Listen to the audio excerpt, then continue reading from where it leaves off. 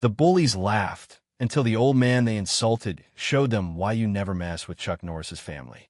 The road stretched endless beneath the moon's silver glare, tires humming on worn asphalt as Grandpa Charles guided their old truck into the dim glow of the station's lone pump.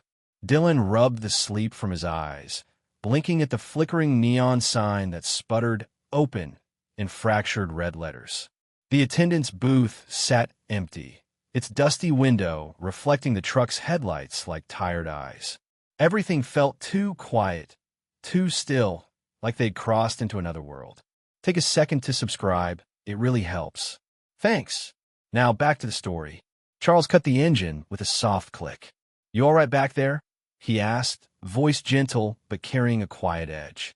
Dylan nodded, sliding from the bench seat. His backpack thumped against his shoulder as he followed his grandfather under the buzzing light. Shadows pooled beneath the canopy, and the air smelled of old gasoline and rusted metal. A broken soda machine stood against the wall, its last cold can long since leached into the dirt. "We'll grab a snack and be off," Charles said, easing the passenger door open for Dylan. His tall frame cast long shadows, and Dylan sensed the weight behind each careful word. Inside, the tiny store looked abandoned, shelves half stripped of chips, a few battered candy bars clinging to their racks. The fluorescent tubes overhead flickered in a lazy rhythm, humming like a distant engine idling. Dylan moved slowly down the aisle, studying the dusty floor where footprints had long ago faded. He reached for a granola bar, then paused when the door jingled behind him. Grandpa appeared in the doorway, arms folded, eyes scanning the darkness outside. "Keep it quick," he murmured, and Dylan realized the unease wasn't just in himself. There was something about this place that didn't sit right. Outside, a moth darted toward the light, circling the pump and disappearing into the gloom. Dylan swallowed hard, pulled by the thrill of late-night adventure and the nagging knot in his stomach. He looked up at Grandpa, whose silver hair caught the flicker of neon for a moment. "Let's hurry," Charles said, the gentleness gone from his voice. Dylan slid the bar back into the wrapper, and they stepped together into the night, unaware of the low voices gathering just beyond the pump's halo, waiting. The static of the open air snapped as Dylan and his grandfather emerged from the store, arms loaded with snacks and soda. A trio of figures lounged by the pumps, lean shapes draped in leather jackets, their faces half hidden in the pumping shadows. One of them spat onto the concrete, the droplet glinting before it vanished into a crack. Dylan froze, the weight of their stares like ice against his spine. "Grandpa," he whispered, but Charles's hand on his shoulder was firm grounding. The tallest of the three tilted his head, smirk curling at the corner of his mouth. His boots scraped the pavement as he stepped forward, cracking the tension like a whip. Well, the man drawled, voice rough as gravel. "Look what rolled in." He jutted a thumb at Dylan's backpack. "What you got in a bag, kid? School books? Or you packing heat?" The other two laughed, low and mocking, as they circled closer. Dylan's heart thundered. Every instinct told him to run, but Charles stood tall beside him, silent. The leader gestured toward Dylan's bag again. "Let me see that." His companions closed in, and Dylan felt their breath in his ear, cheap beer and smoke. He opened his mouth, but words tangled in his throat. Charles cleared his voice, a quiet growl. "Back off," he said. It was simple, almost casual, but it carried a weight that made the thugs hesitate. They glanced at each other, uncertainty flickering behind their bravado. The tallest sneered, stepping back with a lazy flourish. "Fine, old man," he said, voice dripping contempt. "But don't think we won't be watching." The trio melted back into the shadows, leaving a fizz of menace hanging in the still air. Dylan exhaled, legs trembling. Charles offered a small nod, eyes sharp. "Let's fill up and get out of here." As the pump clicked to life, Dylan realized the quiet station had just become a crossroads, one where choices would matter and danger was no longer a distant possibility.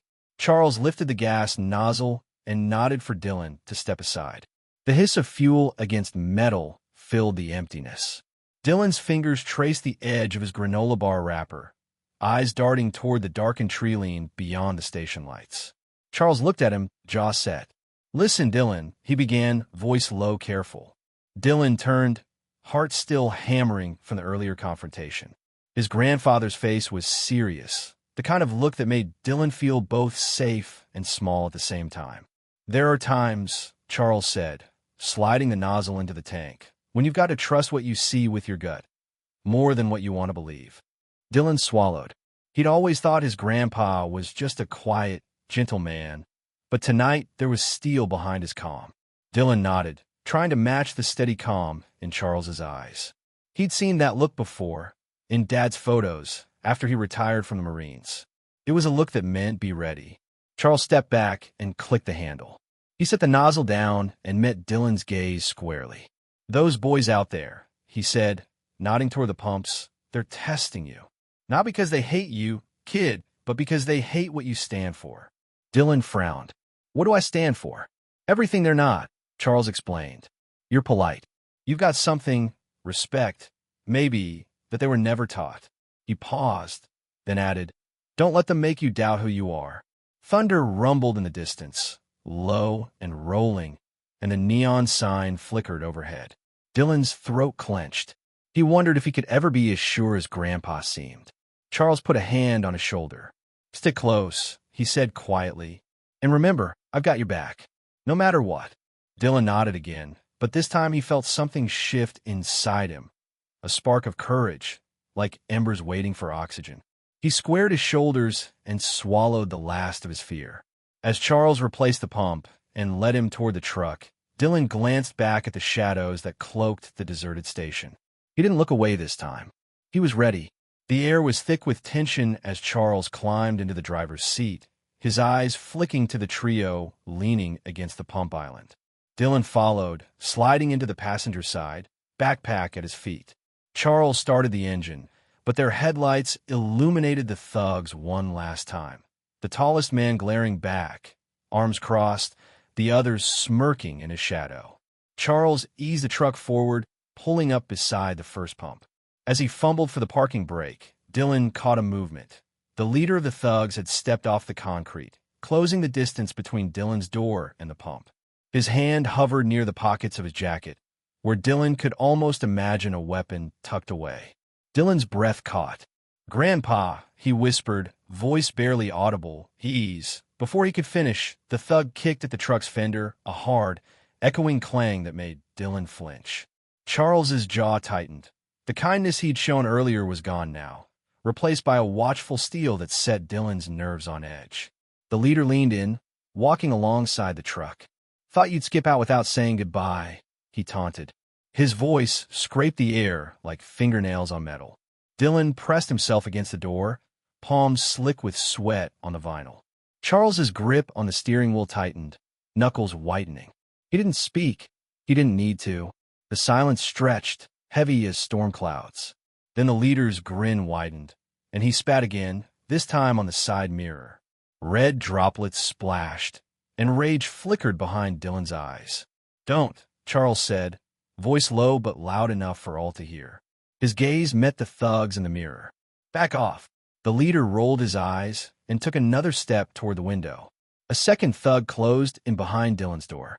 Panic screamed through Dylan's chest. His fingers dug into the edge of his seat. Then Charles shifted in his seat, shoulders squared. In that moment, the truck wasn't just a vehicle, it was a fortress.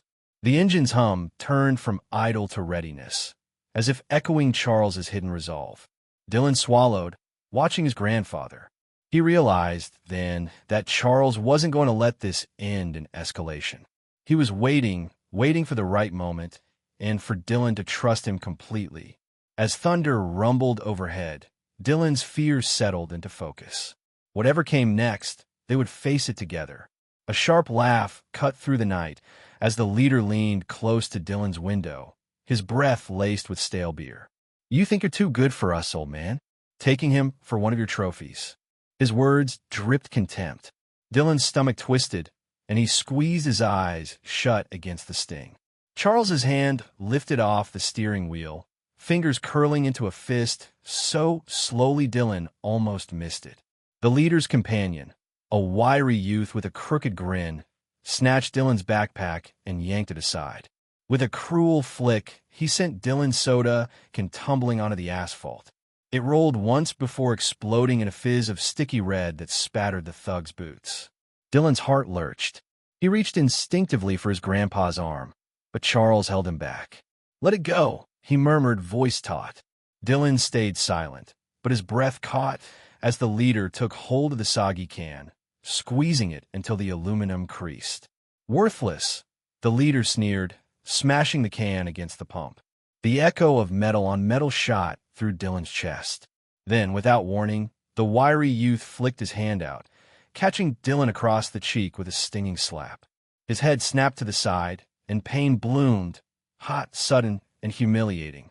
Dylan's eyes watered, shock and shame wrestling inside him. Blood pulsed at his temple where the leather strap of his backpack had cut into his skin. He pressed a trembling hand to his face, expecting his grandpa to leap out, but Charles remained still behind the wheel, muscles coiled like a spring. "You hit my grandson," Charles said, voice low and cold. The leader turned to face him, mocking amusement dancing in his eyes. "Your grandson needed a lesson. Maybe next time he won't roll in with some rich boy idea." Charles's fist unclenched and reformed, veins standing out on his forearm. Dylan's breath hitched as he watched his grandpa's jaw tighten. The world narrowed to two, Charles's steady glare and the thug's sneer. Dylan's pulse thundered, waiting, knowing that whatever came next would change everything. Charles opened the door with measured calm, stepping down onto the sticky pavement. The thugs straightened at the sudden movement, their bravado flickering under the neon light. Dylan stood frozen behind him, heart pounding like a war drum. Charles regarded the leader with an unflinching gaze. Every feather of his silver hair seemed charged, every wrinkle on his face a testament to decades of discipline. He did not reach for a weapon. He did not raise his voice. He simply stood, tall and unyielding. "Enough," Charles said, voice low as thunder. The word wasn't a request. The leader laughed, that gravelly sound twisting into a sneer. "Or what, old man?" In the next breath, Charles moved. It was almost imperceptible, an elegant shift of weight, a coil of muscle unwinding. He swept in close, brushing past Dylan, and the leader's smirk faltered. The world seemed to slow, rubber meeting asphalt, the whine of a loose screw caught in the pump's mechanism, a moth caught in the station's flickering bulbs. Charles reached out, his hand sliding up the leader's arm like a vote of confidence. Then, with a single pivot, he guided the man off balance. The thug's boots scraped for grip, but the ground pitched beneath him. His arms flailed in desperation, eyes wide. Dylan's breath caught in his chest as he watched Grandpa's fluid control. The leader hit the ground with a heavy thud, the sound resonating through the still night. He lay crumpled, stunned, staring up at Charles, realization dawning in those dark eyes. The other two thugs stepped back instinctively. One tripped over the soda machine's base, the other collided with a pump. They scrambled to right themselves, uncertainty flickering across their faces. Charles turned to Dylan, his expression softening. "Stay here," he said quietly. Then he faced the remaining pair. "Now, you boys want to finish this, you'll do it with your hands empty and your feet on solid ground." Neither moved. The night held its breath. Finally, the taller thug spat at Charles's boot, then swallowed hard and backed away. His companion mirrored the motion, eyes never leaving Charles's steady form. Dylan exhaled, relief washing through him. Charles offered his hand, and Dylan took it, feeling the warmth and strength in his grandfather's grip. Together, they walked toward the truck, silent allies against the shadows that had dared to threaten them. Charles eased Dylan into the passenger's seat, then slid in beside him, his movements precise despite the adrenaline still crackling in the air. The engine's hum felt like a sanctuary as Charles exhaled, closing his eyes for a heartbeat. Dylan studied his grandfather's hands on the steering wheel, strong veins, callous knuckles, and wondered what other surprises this quiet man held. Outside, the three thugs regrouped, shaking off dust and casting wary glances at the truck. Their earlier confidence had been knocked loose, replaced by uncertainty. Charles caught their eye in the rearview mirror, unafraid and unbowed, as though he'd always known he'd win without throwing a single punch. Dylan's voice trembled. "Grandpa, I didn't know you could do that." Charles glanced at him, a faint smile softening the lines around his eyes. "There's more to people than meets the eye," he said. The streetlight overhead flickered, illuminating the silver in Charles's hair like a crown forged in moonlight. Dylan swallowed. "But you didn't look like someone who fights." Charles's smile deepened. "I try not to waste words or strength where they aren't needed. It's not about fighting. It's about knowing when not to lose yourself." He shifted into drive and began to pull away, watching the thugs scatter into the shadows like startled birds. Dylan buckled his seatbelt, turning in his seat to watch the empty pumps fade behind them. "How long have you been training?" he asked, voice low. "All my life," Charles replied, eyes on the road ahead. "Discipline is a quiet thing. It's in waking up before dawn, in pushing past pain when your body says stop, in keeping calm when fury beckons." His grip tightened slightly, not in anger, but in purpose. Strength isn't just muscle. It's resolve. Dylan's mind raced. He thought of his own clumsy attempts at karate lessons, the way he'd given up when things got tough. He met his grandfather's eyes in the side mirror and felt a spark of determination ignite within him. They drove in silence as the station lights receded, the night alive with possibility. Dylan realized that the man beside him was more than a gentle storyteller at bedtime. He was a living example of hidden power, power tempered by wisdom, shaped by years of quiet mastery. When the truck's headlights cut through the next bend, Dylan sat taller. Whatever challenges lay ahead, he knew he would carry his grandfather's hidden strength with him, a secret armor forged in the stillness of discipline and the steadfast beat of a determined heart.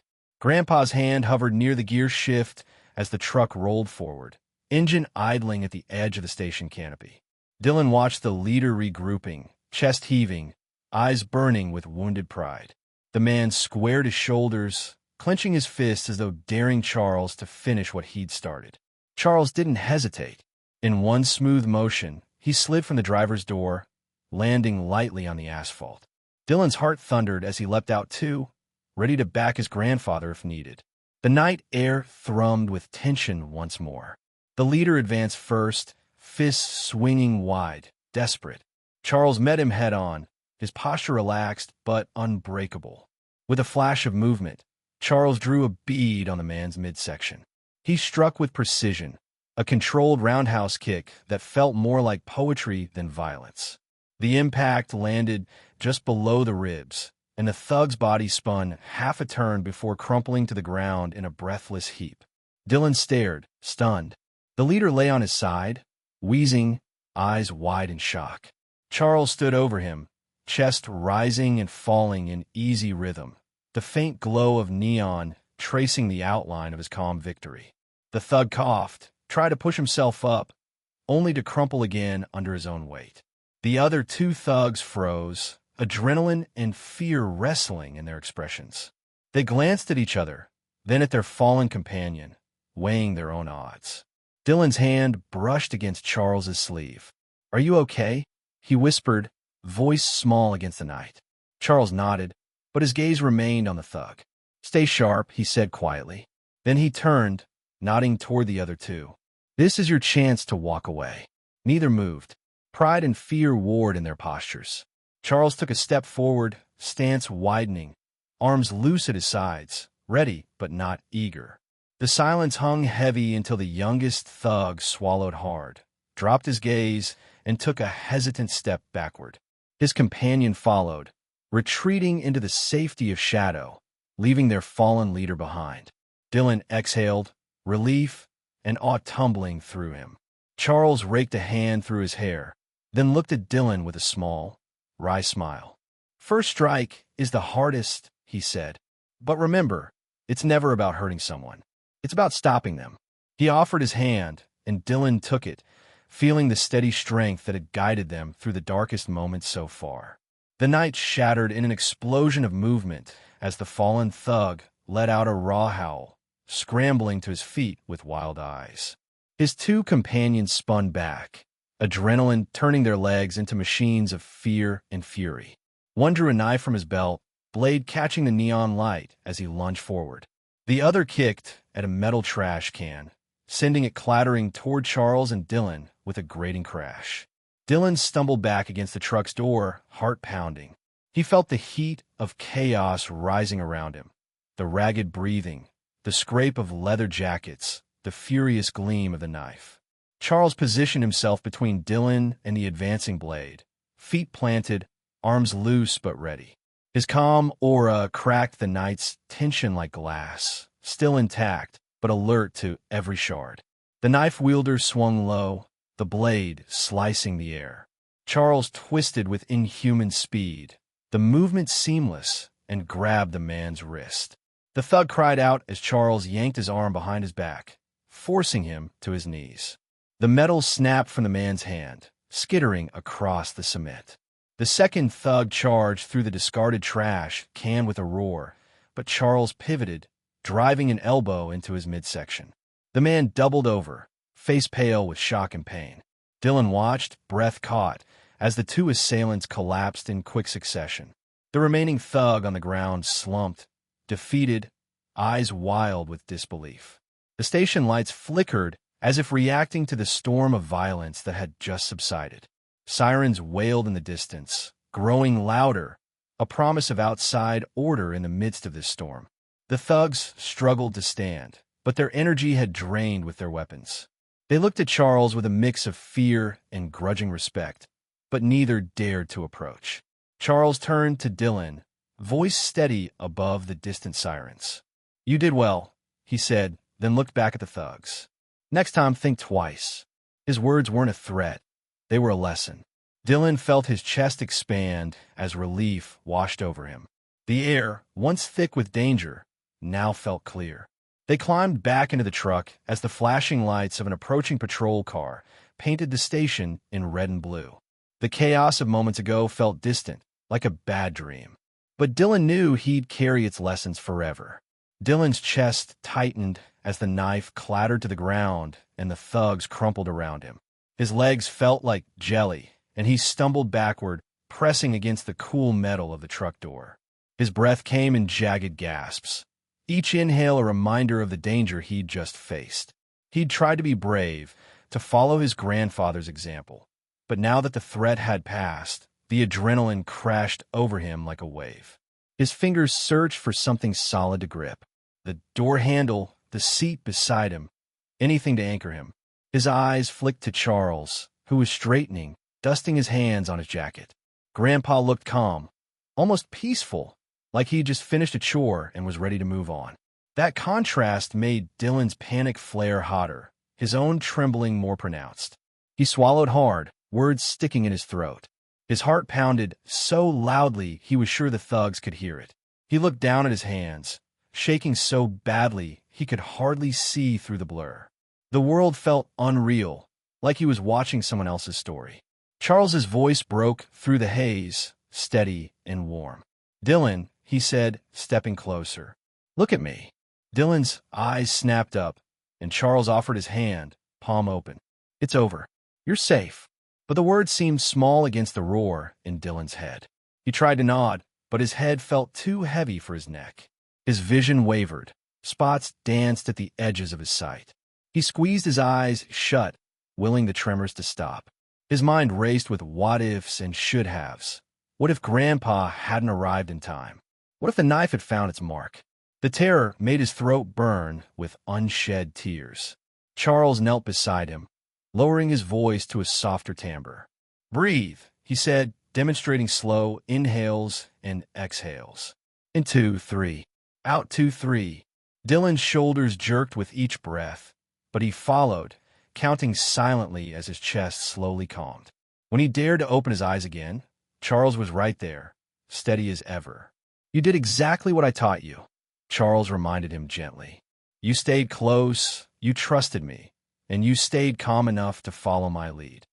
Relief mingled with pride in Dylan's chest, easing the panic that had seized him. As the patrol car rolled into view, lights flashing, Dylan took one last deep breath. He let Charles's calm anchor him, reminding himself that he wasn't alone, and that even in fear, he had the strength to stand. Dylan settled deeper into the passenger seat, the glow of the patrol car's lights casting long, wavering shadows across his grandfather's face. Around them, the station was silent again, apart from the distant chatter of officers and the hum of their cruiser's engine. Dylan's panic had receded, replaced by a brittle calm that made his heart feel oddly heavy. Grandpa Charles glanced at him, eyes quiet but alert. Dylan met that gaze and felt a warmth kindling in his chest, an understanding passing between them without words. He didn't need reassurance now. He needed purpose. He straightened, wiping the last tremor from his hands on his jeans. Charles shifted the truck into gear, and they moved forward past the thugs huddled under the station's flickering canopy. Dylan watched them, groggy, defeated but alive. No one had been seriously hurt. That realization settled over him like a blanket. Dylan's jaw set. He leaned forward and spoke softly but firmly. "Grandpa, what do we do next?" Charles nodded once, a proud glimmer in his eyes. Dylan felt the weight of responsibility settle on his shoulders, not as a burden, but as a promise to himself and to the man who'd saved him. The patrol car fell behind as Charles guided the truck on a highway. Dylan stared out at the black ribbon of road lit by passing headlights, mind sharpening. He thought of the thugs' mocking voices, the hiss of gasoline, the panic that had threatened to drown him. But he thought, too, of Charles's calm, the precise strike that saved them, the steady hand that quieted his fear. He turned back to his grandfather. "I want to learn," he said quietly. "Teach me how to stay calm, how to stand strong." Charles's smile was gentle, a beacon in the dark cab. "You have that resolve already," he said. "You proved it tonight." Dylan felt his chest swell with a resolve that hummed beneath his skin. Outside, the road stretched on under a canopy of stars. Inside, Dylan sat straighter, silent resolve forging itself into determination. He would not be the boy who froze in fear again. He would be ready, and with Grandpa by his side, he knew he already was. Charles guided the truck to a stop at a wider stretch of road, just beyond the station's yellowed glow. Dylan hopped out first, stretching muscles still stiff from adrenaline. Behind him, Charles eased out, eyes scanning the lane as if they were on a patrol. Dylan felt a tug of impatience. "Grandpa, when will I get to try?" he asked, voice steady. Charles gave him a knowing look. "Right now," he said, motioning toward a discarded length of rope snagged on a guardrail. Dylan picked it up, running fingers over the coarse fibers. Charles held out one hand, then demonstrated a low stance, feet shoulder-width apart, knees bent slightly, weight balanced. His other hand reached for the rope and slid along its length, thumb brushing the midpoint. With a fluid motion, he wrapped the rope around his wrist, letting the rest coil loosely. "Keep your eyes on the weapon," he instructed. "Not the hand, not the person." He mimicked a slow thrust, the rope's coil snapping open. Dylan watched, heart thumping. Charles handed him the rope. "Your turn." Hesitant, Dylan mirrored the stance and wrapped the coil around his wrist. His hand shook. Grandpa's gaze never wavered. Dylan focused on a low metal post, his target. He swung the rope forward, aiming to catch the post and strip the coil free. The rope arced through the air and struck true, looping once around the post. Dylan's breath caught as he pulled the coil tight, yanking the rope end back toward himself. "Good," Charles said. "Now disarm." With a tug, Dylan yanked the wrapped rope taut. The coil slid off the post and flew back into his waiting hand. He staggered back, eyes wide with triumph. Charles nodded approvingly. "Do it again," Charles urged. Each throw found the mark, the coil flying with more confidence, more power. Dylan felt a surge of pride as technique replaced fear. He could almost hear the rope's whisper as it cut through the night air, an extension of his will. When the final coil settled at his feet, Dylan looked up at his grandfather. "I did it." Charles clapped him on the shoulder, pride in his voice. "You did." He gathered the rope, then folded it neatly and handed it back. "Remember, disarming someone is not about strength. It's about precision, timing, and the willingness to act. Dylan nodded, the lesson sinking in deeper than muscle memory. Under the stretch of stars, he felt more ready than ever to face whatever came next. The morning sun glinted off the pavement as Charles and Dylan sat on the tailgate, legs dangling over the edge. Dylan cradled a steaming cup of cocoa, the warmth spreading through his chilled fingers. Charles watched him with a gentle smile, the aftermath of last night's storm settling into a quiet calm. "Remember," Charles began, voice measured, "control isn't the absence of conflict. It's mastering your response to it." Dylan nodded, eyes on the distant horizon where the asphalt ribbon met the sky. He thought of the roar of engines, the hiss of spilled gasoline, and the swinging knife. Each moment had demanded control, to stay grounded, to channel fear into focus. Charles reached into his jacket and pulled out 2 small wooden blocks, practice handles they'd used last week. "Show me your stance." Dylan stood and mirrored the posture. Feet firm, weight low, hands relaxed but ready. He lifted 1 block in each hand, muscles tensing. Charles nodded, satisfied. "In a fight," Charles continued, "you'll feel your heart race, your breath shorten. That's natural. Control means breathing through it, keeping your mind clear." He demonstrated, inhaling slowly, exhaling. Dylan followed, count and form uniting until his rapid pulse steadied beneath the surface. "Now," Charles said, "we add distraction." He snapped his fingers, then slapped the side of Dylan's block hand. Dylan flinched, nearly dropping the block.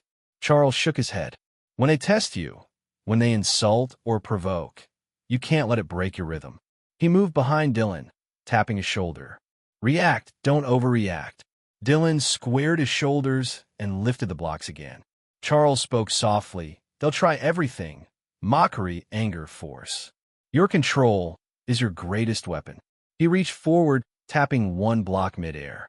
Dylan's arm locked into place, deflecting the tap without hesitation. They practiced until the sun climbed higher, each tap and deflection refining Dylan's awareness. Sweat cooled on his brow, but his focus only sharpened. He felt tension transform into precision, fear into composure. Finally, Charles lowered his blocks and smiled. "That's control," he said. "Not perfect, but persistent." Dylan exhaled, the lesson settling like a stone in his core. True strength lay not in the power of a strike, but in the grace to temper it. He looked at his grandfather, gratitude swelling in his chest. In that quiet moment, under the wide-open sky, Dylan understood that mastering oneself was the most formidable lesson of all. The rumble of a diesel engine echoed down the highway, just as Charles and Dylan packed away their practice blocks. Dust stirred along the roadside, and they turned to see headlights cutting through the morning haze, 3 blacked-out trucks rolling in tight formation. Dylan's breath caught. Charles stood slowly, eyes narrowing with recognition. "Looks like our backup's here," he said quietly. The truck slid to a stop beside them, doors swinging open. Out stepped 2 figures, one tall and lean with a broad-brimmed hat, the other stockier, carrying a duffel bag. Their movements were efficient, deliberate. No idle chatter, just purpose. Dylan's pulse quickened. He'd never seen these men before, but he knew instinctively they weren't locals. They moved like professionals. The taller man approached first, tipping his hat back. "You called us in, Charles?" His voice was calm, familiar, and carried an undercurrent of authority. Charles nodded and glanced at Dylan. "Just right on time. Meet Rowan and Baxter." He gestured, and the stocky man lifted the duffel bag, setting it on the tailgate. Dylan felt his grandfather's pride radiate like warmth. Rowan offered a curt nod to Dylan. "Good work, kid," he said. His eyes flicked to the road, then back. Situations like these tend to attract more trouble.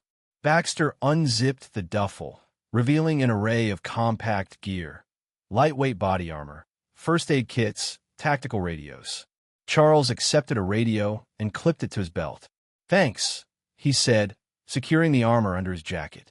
Dylan watched as Charles handed him a small headset. "Plug in," Charles instructed. "Stay in the loop." Dylan fit the earpiece, its soft click anchoring him.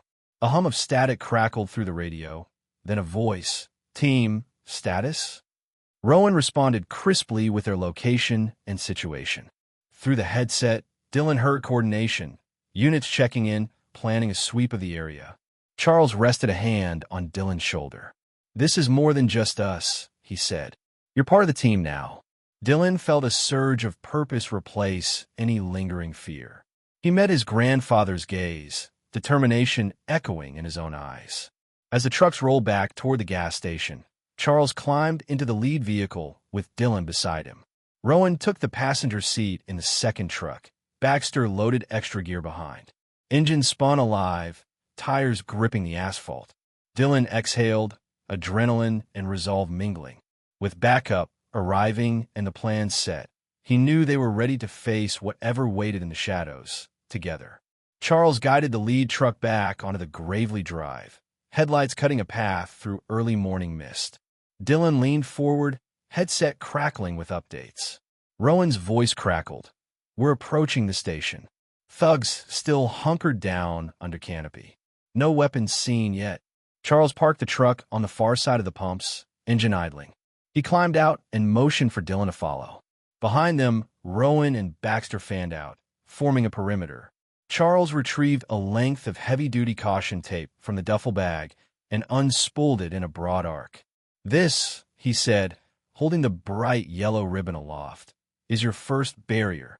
He secured one end to a pump pillar and walked the other end across the forecourt, looping it around a signpost. "It's not just plastic," Charles explained.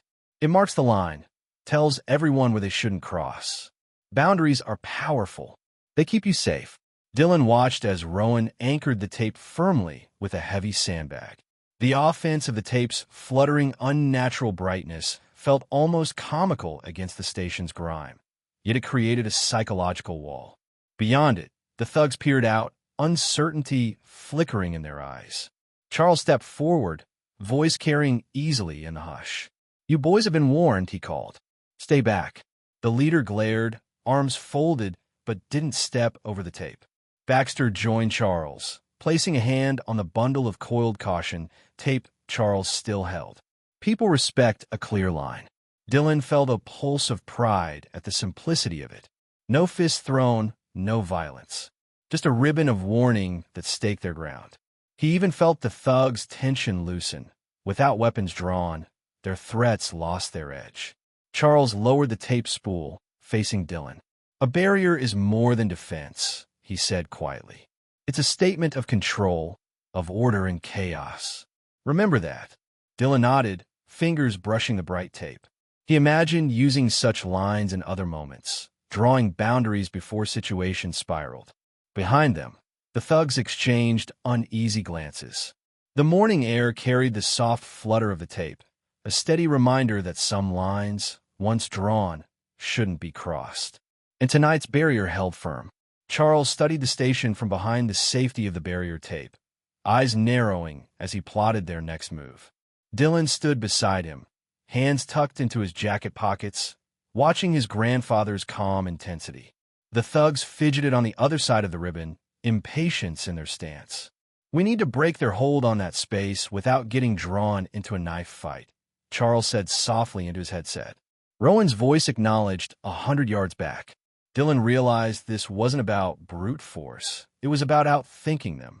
Without warning, Charles strode forward, stepping over the tape himself. Dylan's breath caught, but he followed. The thugs stiffened, surprised at the breach. Charles walked to the nearest pump, knelt, and unscrewed the nozzle, fuel still dripping in a slow, steady rhythm. "Hey!" The leader barked, dropping to one knee, ready to charge. Charles held up a hand, his eyes calm. "Listen up," he called, voice carrying over the hum of the pumps. "You want to play tough? How about a real challenge?" The thugs exchanged wary glances. Dylan's pulse pounded, wondering what Grandpa had in mind. Charles tapped the side of the pump. "You and me," he said, one-on-one. "No weapons, just skill. If I win, you walk away, no arrest, no questions. If you win, you can take what you want." The leader's jaw twitched, rubbing a hand over the stubble on his chin. The tall thug stood, testing his weight on his feet. "You're on, old man," he sneered. He dropped the knife and cracked his knuckles, smirking. His friend stepped back, eyes widening in disbelief. Charles rose, brushing dust from his pants. He faced the leader, feet planted, gaze direct. Dylan held his breath as the two circled, the station lights casting long shadows behind them. The leader lunged first, brute power in his swing. Charles slipped the punch easily, sliding around the thug's side. Then, with precise timing, Charles struck, an open palm push that snapped the leader's balance.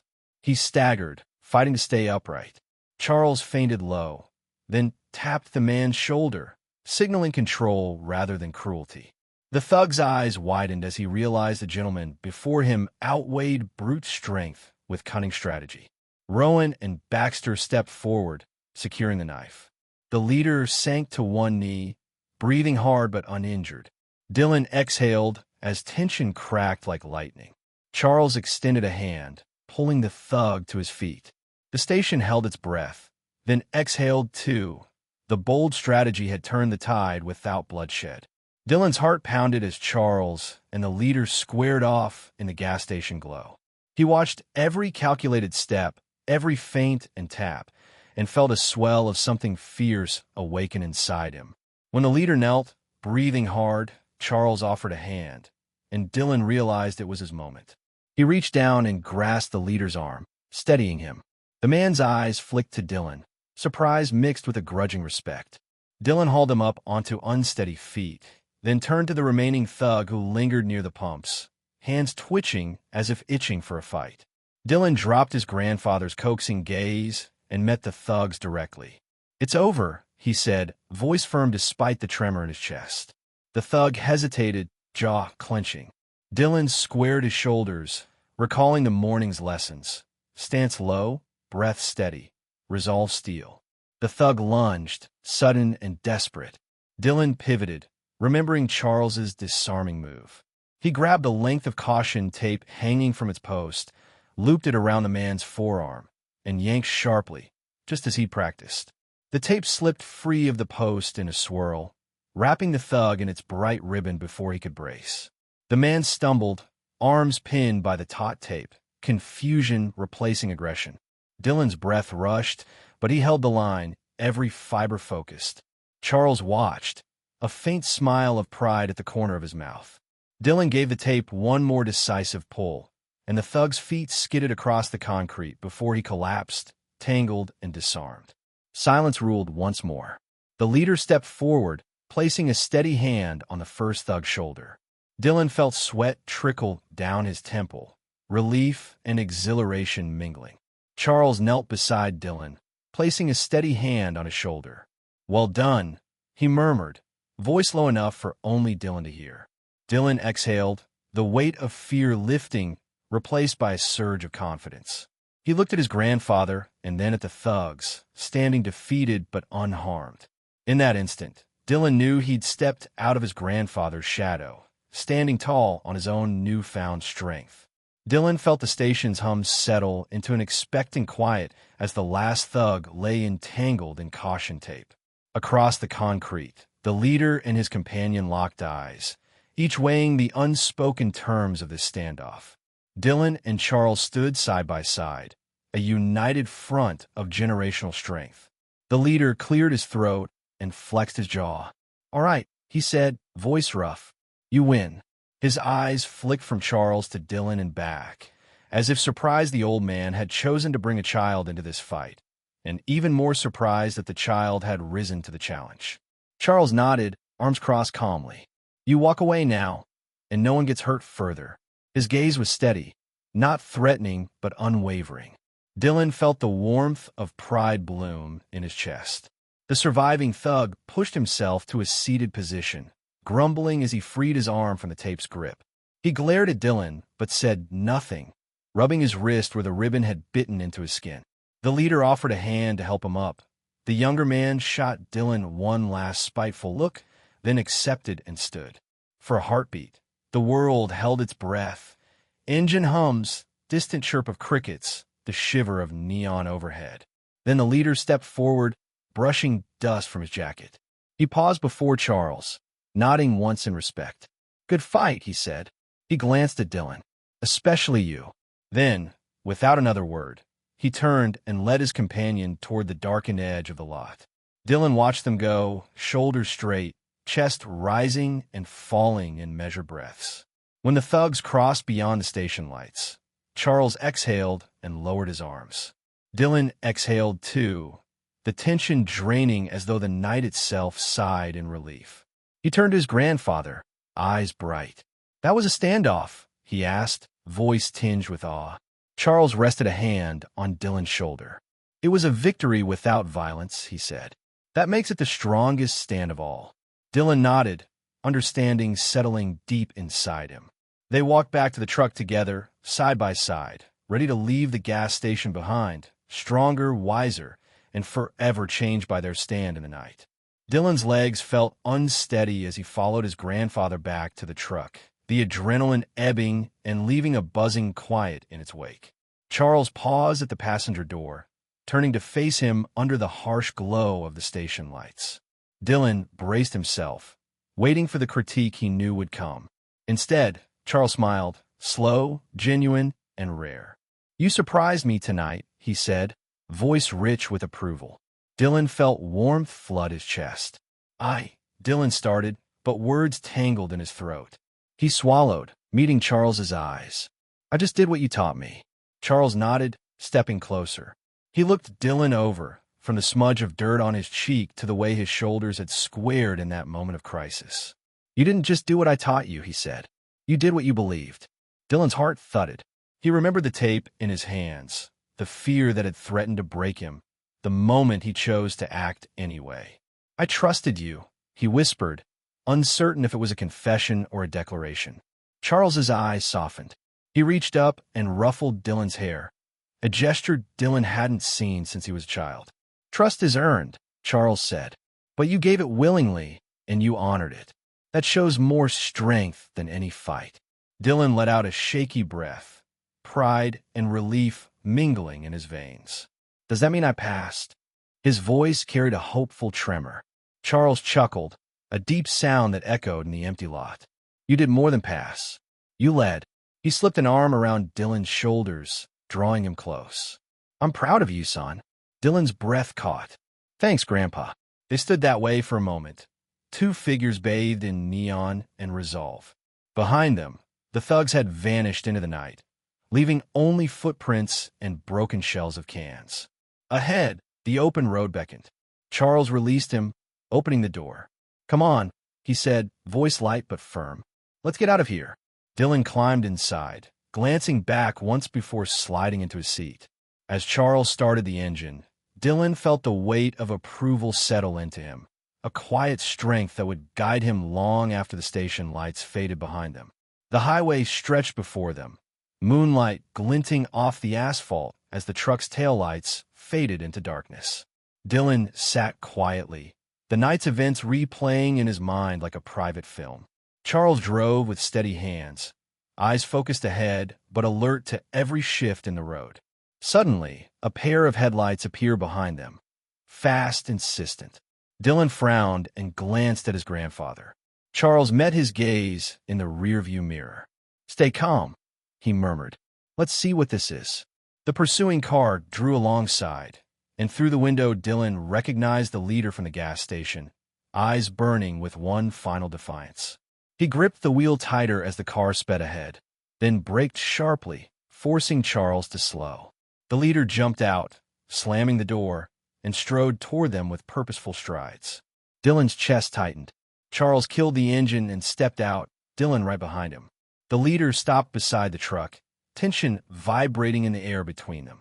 He reached behind his back and pulled free a battered baseball bat, his last weapon.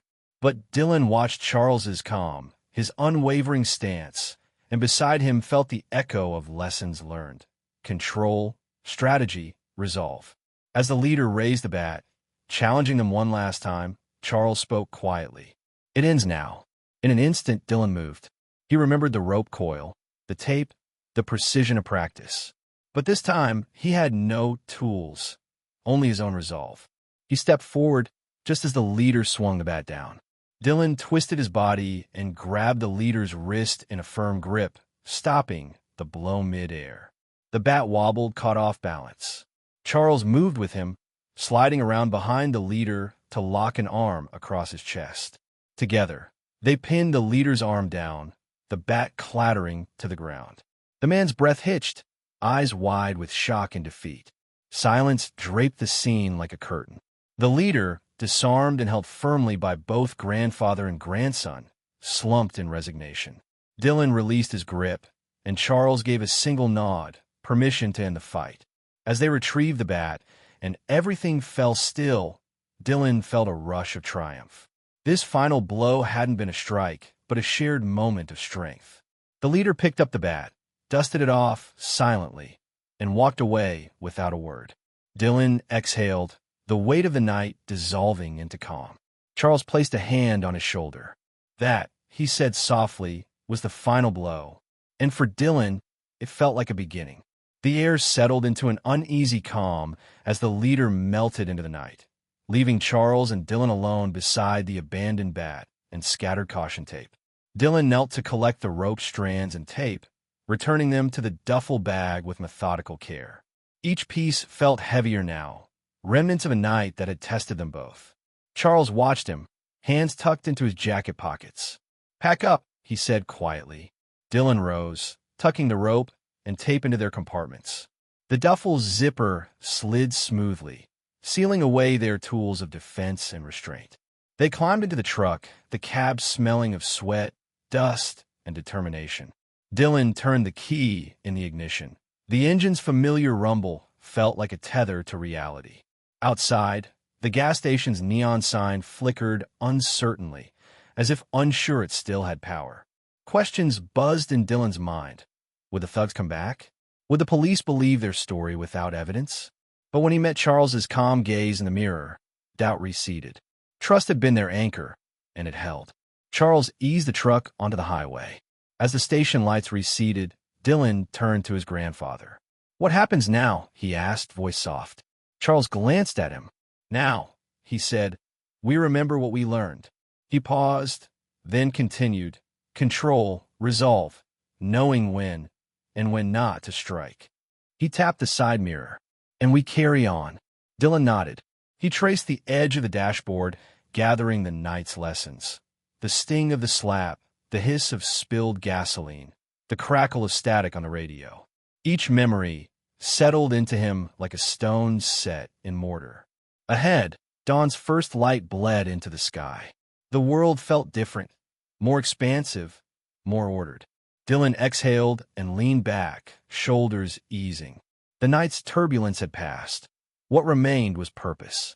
Charles shifted gears, the truck's wheels humming over fresh pavement. Dylan closed his eyes for a moment, letting the motion and morning light soothe the ache in his muscles and soul. When he opened them, the road stretched into promise. Side by side, grandfather and grandson drove on, carrying the quiet aftermath of their stand, stronger, braver, ready for whatever lay ahead. Dylan blinked against the growing glow of dawn as Charles pulled off the highway into a small roadside diner.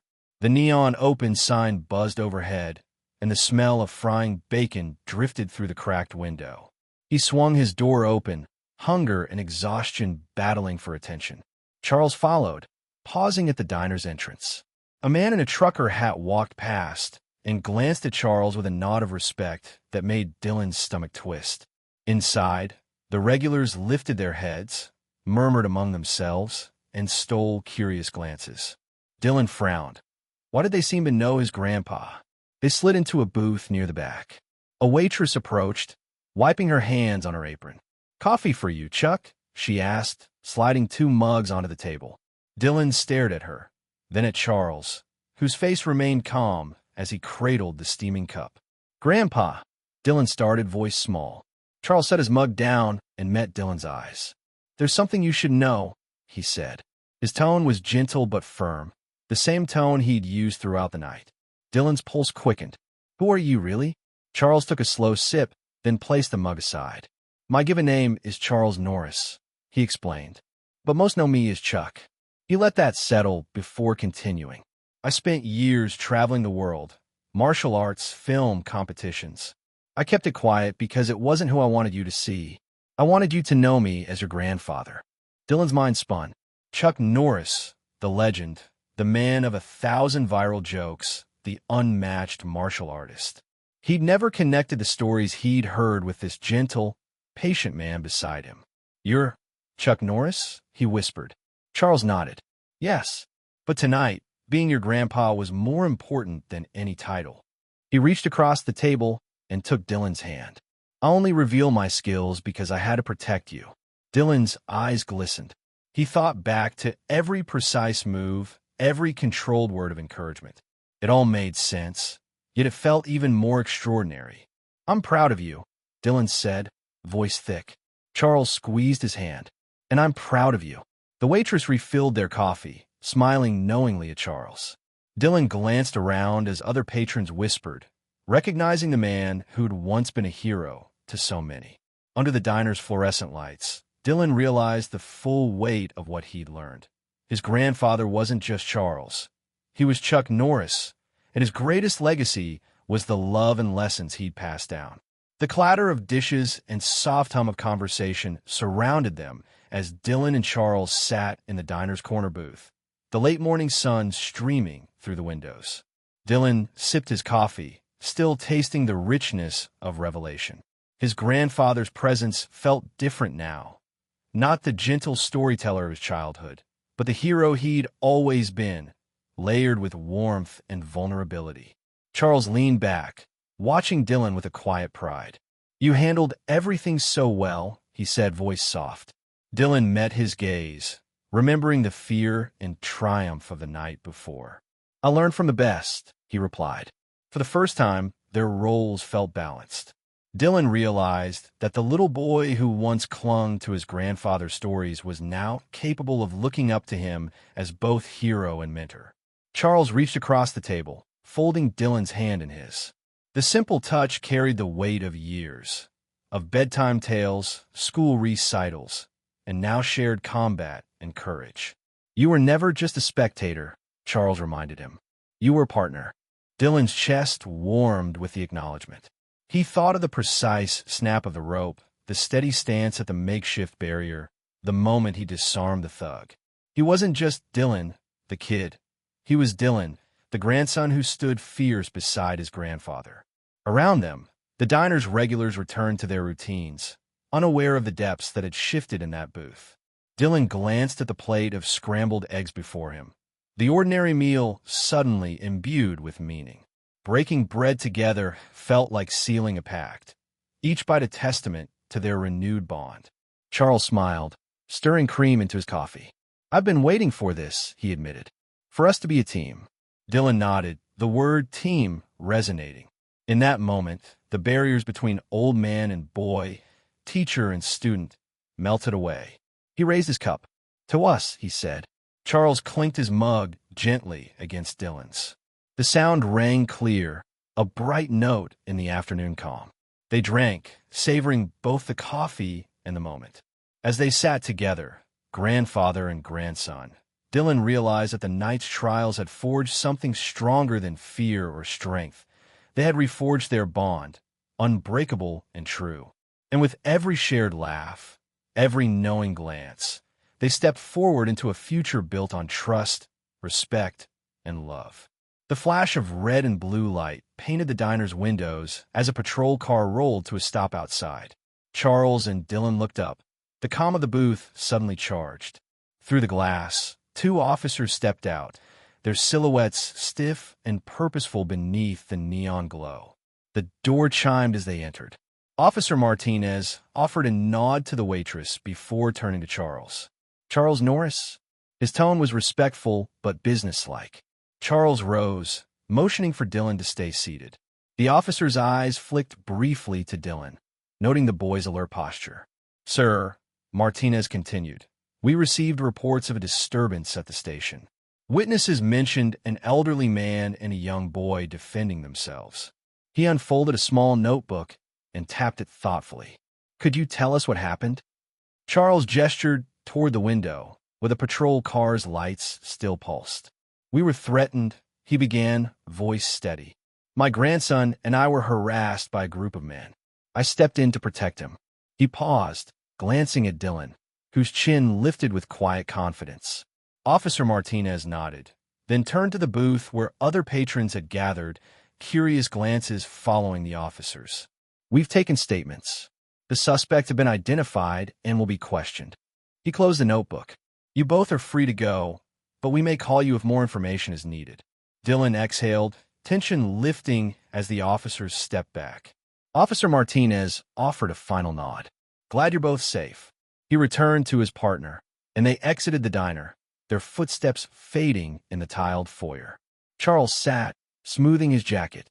Dylan leaned forward, whispering, "They believe you." Charles managed a small smile. "They do." He reached into his pocket and produced a business card from Martinez's notebook, an invite to contact the station anytime. Dylan pocketed the card, a tangible reminder of their ordeal's official end. Outside, the patrol car's lights dimmed as it pulled away, leaving the diner bathed in regular daylight. Charles rose and extended a hand. "Ready to go?" Dylan stood, brushing crumbs from his jeans. "Yeah." Together, they stepped out into the morning air, protected, vindicated, and bound by a shared truth now witnessed by the law itself. The highway stretched out under a soft dawn light as Charles guided the truck onto the open road. Dylan settled into the passenger seat, muscles still humming with the night's intensity, but tempered now by exhaustion and relief. The world outside was waking, birds calling, early commuters weaving through traffic, unaware of the battle fought and won in the hours before sunrise. Charles glanced over, offering a small smile. "Homeward bound," he said, voice warm. Dylan nodded, eyes on the passing landscape. He felt a quiet pride settle in his chest, softer now, built on lessons learned and challenges overcome. They drove in companionable silence, the truck's engine a lullaby against the whisper of wind through the open window. Dylan traced the edge of his backpack, remembering every tool packed and every tactic employed. Each memory felt like a stepping stone, guiding him closer to who he was becoming. Charles cleared his throat. "You did well," he said, as if adding a final note to their journey. Dylan looked up, surprised by the earnest gravity in his grandfather's tone. "I feel different," Dylan admitted, searching for the right words. "Stronger. Like I'm not just your grandson anymore, but someone you trust." Charles exchanged a glance with him, eyes reflecting dawn's pale glow. "You've earned that trust," he said, "and you've earned your own strength." He turned back to the road, steering with confidence honed by years of discipline. "There's no better place to be than here, with you." Dylan exhaled, the weight of the night's trials lifting fully at last. Around them, the world carried on, but inside the cab, time felt richer, woven with shared glances, unspoken understanding, and the quiet knowledge that they could face anything together. Miles slipped by, and the outline of their hometown appeared on the horizon, rooftops glowing amber in the morning sun. Dylan's heart warmed at the thought of home, the familiar streets, his own bed, the comfort of routine. Yet now he knew home was more than a place. It was wherever he and his grandfather stood side by side. Charles eased the truck off the highway, and Dylan glanced out at the welcoming glow of street lamps still fading. He turned to his grandfather, gratitude shining in his eyes. Charles reached over, ruffling his hair one last time. "Welcome home," he said. Dylan smiled, letting the words settle. As the truck rolled toward their driveway, he knew this journey's end was only the beginning of everything they'd face together, stronger, bonded, and ready for whatever came next.